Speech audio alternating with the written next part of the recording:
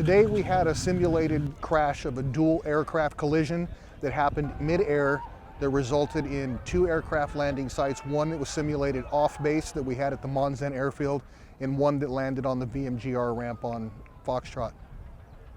What we did here was we had a simulated call go into the ATC tower to inform them of a crash. When ARF responded and the fire department responded, we set off 2 smoke grenades to simulate and add more realism to the exercise that there was actually smoke coming from a crashed aircraft.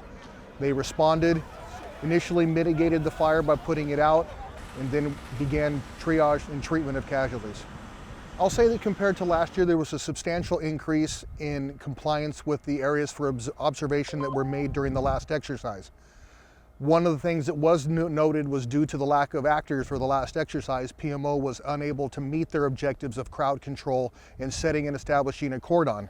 This year, we quadrupled the actor numbers and were able to get what we needed to give them the benefit they needed to be able to fight those actors and people coming in that would really be responding to the fact that they had a loved one that was injured and wanting to get help for them while having to be pushed out of the area so that first responders could do their job. The only thing that I would add is I do feel confident based on what was seen today and what happened today that there would be no problem with our first responders both from the Japanese side and the American side handling an incident if it did happen aboard the base.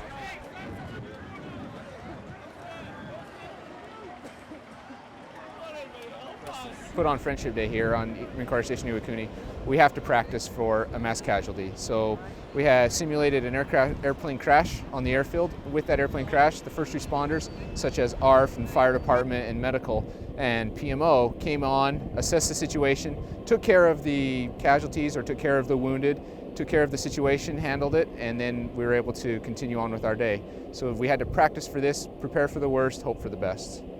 The scenario that we had, we simulated that there were 2 airplanes flying in formation and that they crashed together. One of them crashed here on the flight line, the other one crashed over at the Monson ball field. So we had the first responders needed to come here to the airfield and over there.